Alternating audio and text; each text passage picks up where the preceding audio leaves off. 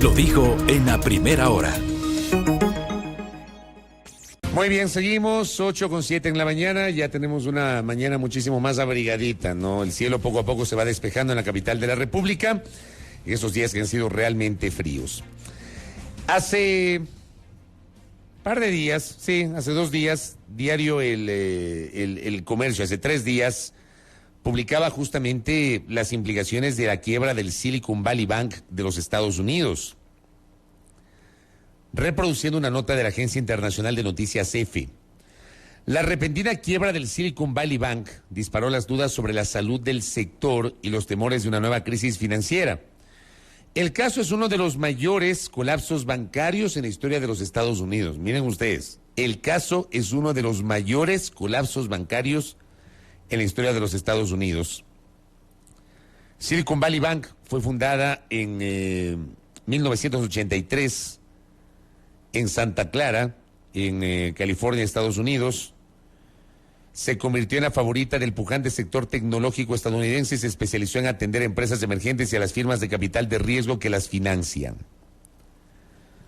Al momento del colapso, que fue hace pocos días, era el 16º mayor banco comercial de Estados Unidos con unos 175 mil millones de dólares en depósitos, pero con una importante particularidad: servir principalmente a empresas y ejecutivos del sector tecnológico. Alrededor del 97% de esos depósitos superaban los 250 mil dólares cubiertos por el Fondo de Garantía estadounidense.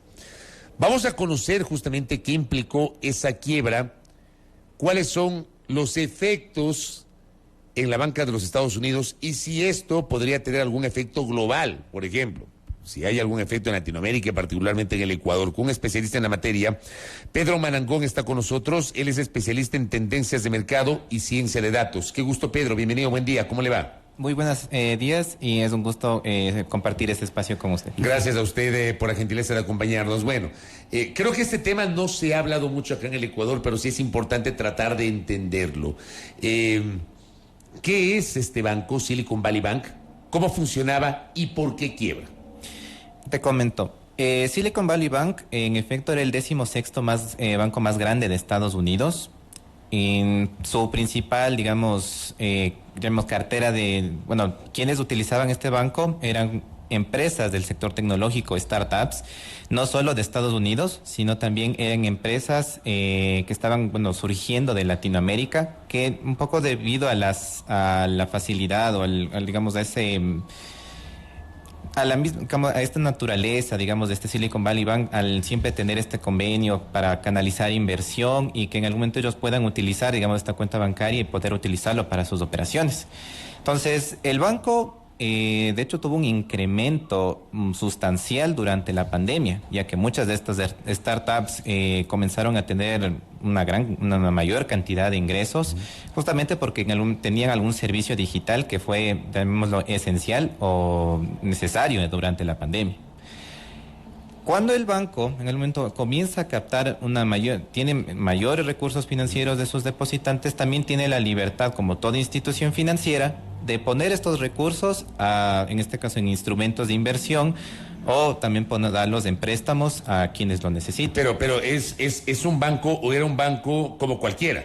Era un banco que captaba depósitos a la vista, depósitos a largo plazo, pólizas, o también concedía créditos. Exactamente.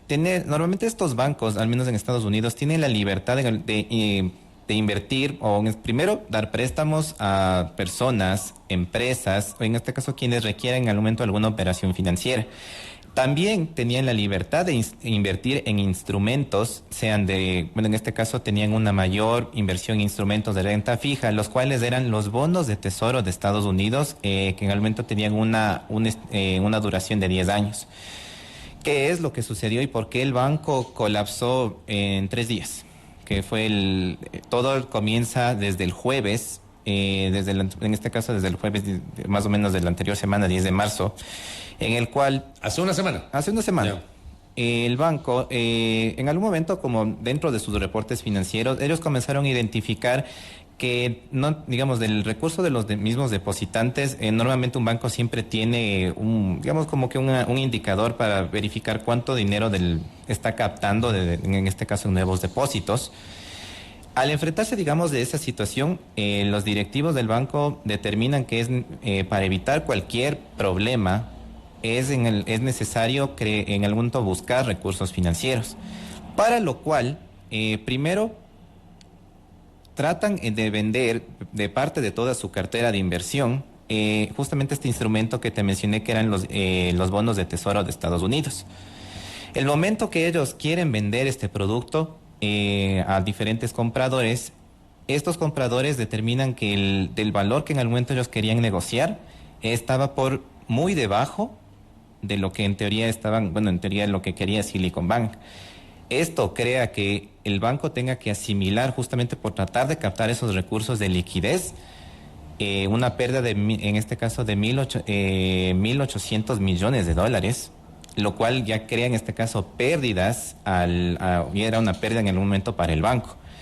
A partir de esto, el banco, para tratar de subsanar esta pérdida, trata de crear en este caso una ampliación de capital con en este caso con sus diferentes accionistas, pero ya al viernes, ya del jueves, en este caso allá al viernes de la anterior semana, muchos, en este caso ya de los depositantes, de tanto personas como empresas, viéndole esa situación que ya comenzó esa noticia a regarse ya en redes sociales y en noticias, ya dentro de lo que era California, comenzaron a retirar, comenzaron ya a retirar sus fondos de una manera muy abrupta, a tal punto que el banco le toca cerrar sus operaciones. Se quedó sin liquidez, me imagino. Exactamente. ¿Qué es lo que sucedía? Como el banco tenía invertido mucho del dinero de sus depositantes en varios instrumentos financieros y especialmente en estos bonos de tesoro de Estados Unidos, creó un efecto que ya no había el dinero suficiente para respaldar lo que estaban retirando sus depositantes. Por tanto, tienen que cerrar el banco y mucha gente ya se quedó sin fondos. Ahora, la comparación puede ser odiosa, pero a ratos es necesaria para graficar un poco lo que usted está explicando. Y claro, es inevitable recordar lo que pasó en el año 99 acá en el Ecuador. Exacto. Y digamos, atar lo que usted está diciendo a los argumentos por los cuales se declaró primero un feriado bancario aquel 8 de marzo de 1999, cuando, por ejemplo, empezó a darse este retiro masivo de recursos y para evitar la quiebra, que finalmente sí ocurrió, decidieron cerrar inicialmente las operaciones por 24 horas y esto se extendió a lo largo de una semana y luego reabrir las puertas con el dinero congelado, es decir, no se podía sacar todo el dinero. Pero la razón era esa, había retiros masivos y al Estado no le quedó otra que disponer ese feriado bancario. Digamos, para hacer una comparación, ¿no?, de un símil respecto del retiro masivo frente al nerviosismo de los cuentaahorristas o cuentacorrentistas. Exacto. Esta desconfianza, digamos, si comparamos estos dos casos, bueno, aquí fue a un país. Aquí, digamos, al menos aquí fue un banco, pero que en algún momento todo lo que ellos tenían, su total de activos para finalizar el año, al finalizar el año anterior, era de 225.000 millones. Entonces era era de hecho un banco que en algunos reportes decían que tenía solidez, tenía buenas... 225.000 millones. Exacto. Es el doble del presupuesto del Producto Interno Bruto del Ecuador. Exacto, y era solo el 16º banco más grande de todo Estados Unidos. Para entender un poco la diferencia económica, ¿no? La economía del Ecuador versus la de Estados Unidos. Es un banco podría ser un banco de Estados Unidos. ¿Ya? Exacto. Ahora, recapitulando todos los sucesos, el viernes ya cierra el banco y el fin de semana hubo una reunión de emergencia también ya en este caso de la Reserva Federal de Estados Unidos. Digamos, si comparamos con el caso ecuatoriano, bueno, acá sí hubo, digamos, una situación hasta cierto punto que se salió de las manos debido a cómo en algún momento estaba funcionando el Ecuador en esa época. En Estados Unidos, la Reserva Federal es quien está a cargo justamente de decir, ok, si tenemos en un banco que está entrando en esta emergencia, vamos hasta qué punto yo lo puedo rescatar. Y para eso crearon en algún momento un fondo que trate en algún momento de responder a estas emergencias. A estas crisis que pueden ser sistémicas eventualmente. Exacto. Cuando, normalmente este fondo siempre trata de asegurar que al menos, el dinero que tienen los depositantes hasta un monto de 250.000 dólares. Ellos en el momento tuvieron ya una reunión y empezaron a ver qué mecanismos podían digamos, como cuáles eran las alternativas para tratar de ayudar a Silicon Bank, porque es solo a pesar de que fue un banco, ese rumor, digamos, de que había problemas de este banco comenzó a regarse y creó también, en este caso, creó ya una desconfianza y mucha gente comenzó ya a retirar sus fondos, digamos, su dinero. No solo ya, o sea, no para Silicon Valley Bank, sino esto también pasó a otro banco que se llama Signature Bank, que también no era tan no era tan grande como Silicon Valley, pero se vio, digamos, envuelto en esta bola de nieve de desconfianza que tenían las personas. Entonces ya cae un segundo banco y esto ya comienza a botar las alertas de que tal vez estamos entrando a una nueva crisis financiera como la que pasó en el año 2008. Al botarse ya estas alertas, realmente, por ejemplo, ya el precio de la acción de Silicon Valley cayó casi a mínimos, lo mismo para Silicon Valley Bank, y de hecho se empezó ya a generar desconfianza ya en el sistema financiero y mucha gente empezaba ya como a retirar sus fondos. Esto de hecho es un efecto que se trasladó desde Estados Unidos y empezó ya a verse en Europa, donde también en este caso otro banco llamado Credit Suisse empezó también a enfrentar ya un retiro de depósitos como parte de, digamos, de quienes formaban parte de quienes tenían su dinero en el banco, en este banco particularmente, eran también fondos, inversionistas o gente en este caso de Medio Oriente, que ya escuchando estas noticias y un poco ya análisis financieros ya de expertos empezaron ya a retirar, también a retirar, y Credit Suisse también ya comenzó a entrar en una crisis.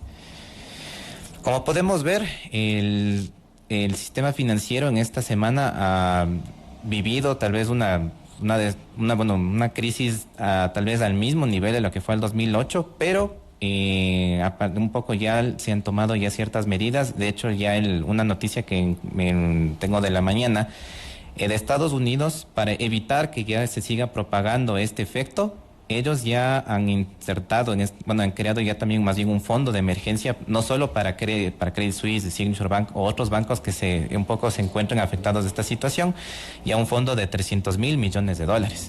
Entonces, pero son recursos de la Reserva Federal. Son recursos de la misma Reserva Federal. No son Federal. Recursos de los bancos. No, de la misma Reserva Federal. Digo, otra vez el símil. Acá en el Ecuador, luego de la crisis sistémica, se creó el famoso COSEDE, y aquí tenemos unos recursos que este fondo que es financiado por las propias entidades bancarias, que entiendo que lo nutren periódicamente, ¿no? Claro. Ahí ya no hay plata del Estado. Exacto, entonces de alguna otra manera el Estado ha canalizado recursos a estos bancos que han entrado en emergencia, y la crisis financiera, esta crisis financiera hasta cierto punto ya está más calmado. Eso en Estados Unidos.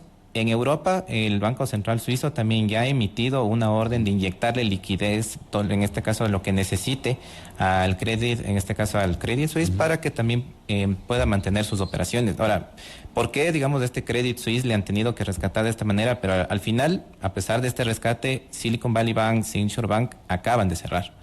Entonces ya son bancos que han entrado, ya se los denomina en quiebra, y realmente va a ser muy difícil que puedan reabrir sus operaciones de manera como lo estuvieron haciendo durante todos estos años. Para el caso del Credit Suisse hay una situación interesante, porque a este banco se lo ha denominado de banco de riesgo sistemático. Quiere decir que no lo pueden dejar quebrar porque muchas operaciones financieras del mundo están concentradas ahí.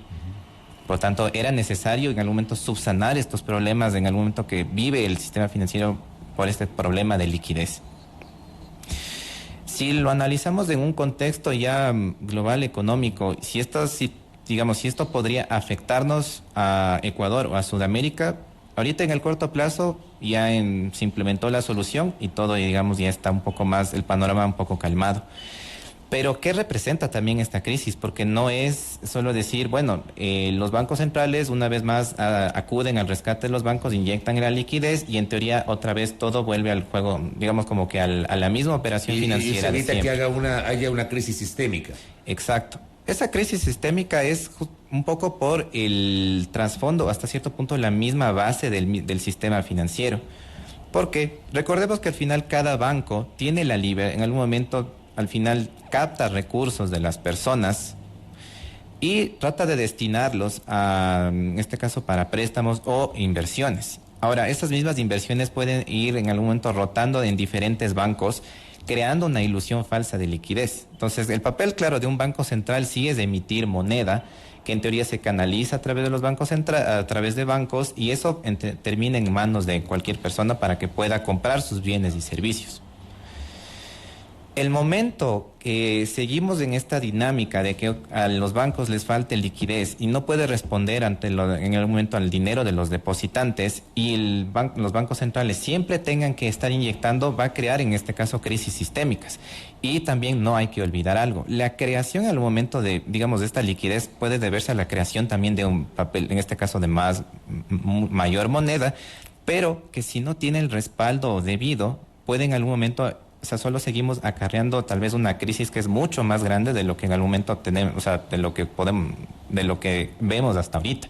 Y eso es digamos, algo que está enfrentando el sistema financiero actual. Pero, digamos, no todo en este análisis es crisis o problemas. Digamos, esta transición, claro, hay un debate al funcionamiento actual del sistema financiero, pero también presenta oportunidades, ya que de hecho muchos bancos centrales, al menos el 80% de bancos centrales a nivel global, ya están, en el momento ellos están generando proyectos de nuevos mecanismos, en este caso denominados CBDC o ya monedas digitales, en las cuales ellos van a poder centralizar de alguna manera sus operaciones de emisión, en el momento de cuánta masa monetaria se va a insertarse dentro de la economía. Esto, digamos, es un cambio de paradigma y también digamos, puede ser como algo que podría afectar al sistema financiero actualmente, pero también puede representar oportunidades. Pero si se crean monedas digitales, tiene que haber un respaldo físico. Exacto. Esto, lastimosamente, algo que estaba pasando en el mercado, y, por ejemplo, mucho de este tema que estaba de la emisión de criptomonedas, y por qué es, digamos, como no es tan seguro tal vez invertir en estos instrumentos financieros, es porque al final no tienen un respaldo y no generan como que confianza para yo poder utilizar esas criptomonedas para poder comprar bienes y servicios. La ventaja, digamos, de la economía actual es que, bueno, con la moneda, en este caso con las diferentes divisas que están, que están en alrededor del mundo, de alguna u otra manera han permitido que la economía se dinamice y llegue hasta este punto.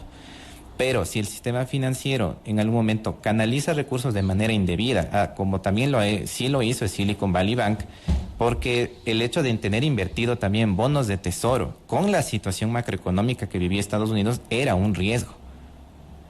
Entonces, esto también nos genera la pregunta, bueno, primero, como personas tenemos que tener consciente dónde está depositado nuestro dinero. Primero, y segundo, los accionistas o los directivos de los bancos analizar factores de riesgo para las inversiones. Exacto. Pero uno pensaría que los bonos del Tesoro de los Estados Unidos son seguros. En esencia, si la economía es estable, en efecto, los bonos de tesoro de Estados Unidos, tal vez como instrumento de renta fija, es lo más seguro y es la base, de hecho, de muchos, procesos. Bueno, es como que la base que nosotros utilizamos en el área financiera para poder calcular primas de riesgo, también para el tema de inversiones, y de hecho eso es algo muy, muy importante para bancos de inversión, inversionistas que quieren invertir en nuevos proyectos. Entonces, si esta base tambalea y en algún momento, debido un poco también a la inflación que ellos están viviendo, al final, para poder mitigar esos efectos, obligadamente tienen ellos que modificar en este caso, sus tasas de interés. Pero cuando se modifican las tasas de interés, los bonos de Estados Unidos lastimosamente pierden valor. Al momento de perder valor es lo que le pasó en este caso a Silicon Valley Bank, porque trató de vender ese instrumento que en teoría es sano, que debería venderse de una manera correcta, o al menos un poco más de lo que ellos tenían registrado en este caso en sus libros contables. Ahora, lo que le pasó a Silicon Valley Bank, que usted nos relata, ¿no genera a su vez el riesgo de que, por ejemplo, eventualmente se contamine el Bank of America o Wells Fargo o Regional, no sé, que son varios de los bancos que uno encuentra ahí en las ciudades de los Estados Unidos? ¿No hay el riesgo de que esto desemboque en una situación más compleja en el sistema bancario estadounidense?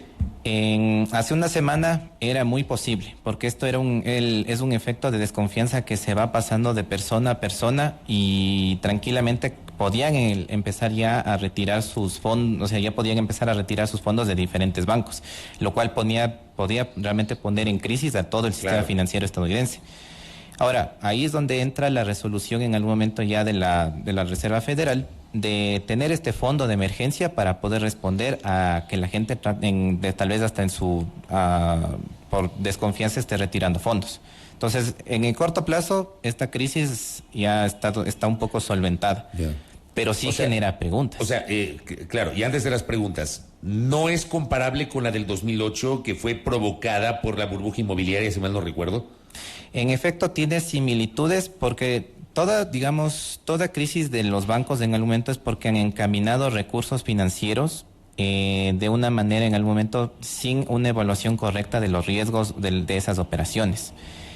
Cuando el banco que causa la crisis del 2008, Lehman Brothers, un poco indagaron sobre esos instrumentos financieros, eran en algún momento instrumentos de deuda basura, que en algún momento no tenían ningún valor. Ahora, eso fue lo que pasó con el banco en 2008. Silicon Valley, en teoría, tenía un instrumento de renta fija que en algún momento no estaba atado, digamos, a un riesgo en algún momento de este tipo de operaciones inmobiliarias, sino era directamente con el gobierno de Estados Unidos. Pero debido a la situación en Estados Unidos por el alto nivel de inflación y también sumado la guerra que está sucediendo en Ucrania, el contexto también causa en algún momento de que ese instrumento financiero pierda valor. Y en el caso del sistema bancario ecuatoriano, con eso quiero cerrar, ¿no hay posibilidades de algún tipo de coletazo sobre nuestra economía?